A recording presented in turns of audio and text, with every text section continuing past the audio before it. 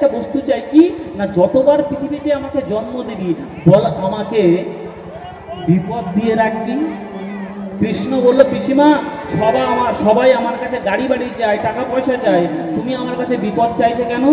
তখন কুন্তী মাতা বলছে, কৃষ্ণ শোন, এ জগতে যে থাকে সম্পদে তার মন থাকে না কৃষ্ণ পদে। কৃষ্ণ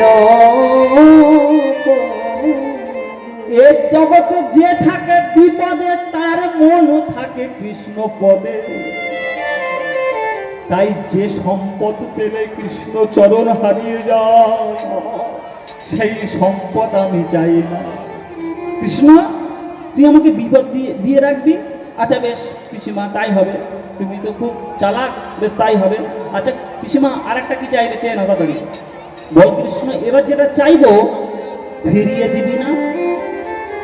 আচ্ছা কথা দিলাম ফিরিয়ে দেবো না। বলো কৃষ্ণ, তুই তো চলে যাবি, আমার তো বয়স হয়েছে, আমি বেশি দিন বাঁচবো না, তাই তুই চলে যাবি, ভালো কথা। তুই চলে যাওয়ার সময় এই দেহটাকে তুই আমাকে দান করেছিস কেন? কেউ না জানে, আমি জানি তুই আর সাধারণ মানুষ নস, তুই সাধারণ ব্যক্তি নস, তুই হচ্ছিস ভগবান। কেন? তুই হচ্ছে দাপর যুগের ভগবান শ্রীকৃষ্ণ। কেন? কুরুক্ষেত্রের যুদ্ধে কত কত শক্তিশালী সৈন্য তুই কি বুদ্ধি করে তাদেরকে হারিয়ে দিবি। তুই স্বয়ং ভগবান, তাই তুই এই দেহটাকে আমাকে দান করেছিস।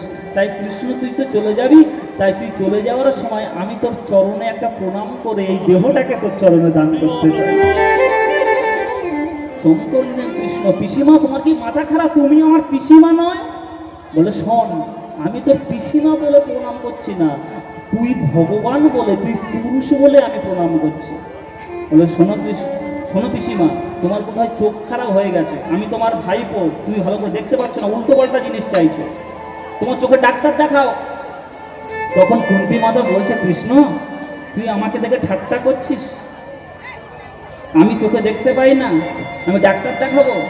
শোন কৃষ্ণ, এ জগতে অনেকের নয়ন আছে, তোকে দেখে সবাই কিন্তু চেনে কজন? পিসিমা তার মানে শোন, যদি কৃষ্ণ সবাই যদি তোকে চিনতে পারবে, আচ্ছা বলতো দুর্যোধন তোকে দেখেছিল, চিনতে পেরেছিল কি না? আচ্ছা বল, দুঃশাসন তোকে দেখেছিল, চিনতে পেরেছিল কি না? বল, গুরু দ্রোণাচার্য তোকে দেখেছিল, চিনতে পেরেছিল কি না? বল, পিতামহ ভীষ্ম তোকে দেখেছিল, চিনতে পেরেছিল কি না? বল, তোর পিসিমার ছেলে শিশুপাল তোকে দেখেছিল, চিনতে পেরেছিল কি না? আচ্ছা বল, তোর নিজের মামা কংস তোকে দেখেছিল, চিনতে পেরেছিল কি না? এইবার বল, তোর বাবা নন্দ রাজা যদি তোকে চিনতে পারত তুই ভগবান, তাহলে বল নন্দের পাদুকা জোড়া কি তোর মাথায় তুলে দিতে পারত? নন্দ রাজা বলেছিল, ওরে গোপাল, ঘরে আমার পাদুকা জোড়া আছে, একটু এনে দিত বাবা। তুমি ভক্তের ভগবান হয়ে ভক্তের একটা জুতো মাথায় করে একটা জুতো হৃদয়ে চেপে আস্তে আস্তে তুমি ভগবানের চরণে পৌঁছে দিয়েছো। বলো কৃষ্ণ, এইবার তোমার মা যশোদা যদি তোমাকে চিনতে পারতো তুমি ভগবান, তাহলে সামান্য নবনীর তরে তোমার কি জমাল অর্জুন গাছে বাঁধতে পারত? কৃষ্ণ রে, কৃষ্ণ রে, এ জগতে নয়ন সবার আছে, কিন্তু সবাই তোমার নয়ন পেয়ে তোমাকে চিনতে পারে না, চিনতে পারে। তাই কৃষ্ণ তোমার কাছে আমার এই নিবেদন, তুমি চলে যাবে, যাও, কোনো দুঃখ নাই, তুমি এই দেহটাকে আমাকে দান করেছিলে, তাই তুমি চলে যাওয়ার সময় তোমার এই দেহটাকে আমি তোমাকেই দান করে দিলাম। তোমার দেহ তুমি রাখতে চাও রাখো, আর মারতে চাও মারো, আমার কোনো দুঃখ নাই। ভক্তমণ্ডলী, ভক্তিমতী মায়েরা দেখেছেন কুন্তী মাতা কি চেয়েছে? এই চাওয়াটা ভক্তের হওয়া দরকার।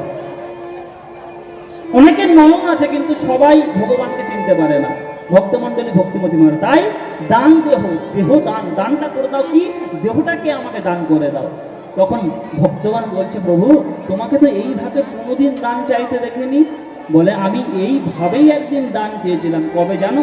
ওগো কৃষ্ণ অবতারে আমি সাধিয়াছি দান, কৃষ্ণ অবতারে আমি সাধিয়াছি দান, কৃষ্ণ অবতারে আমি সাধিয়াছি দান।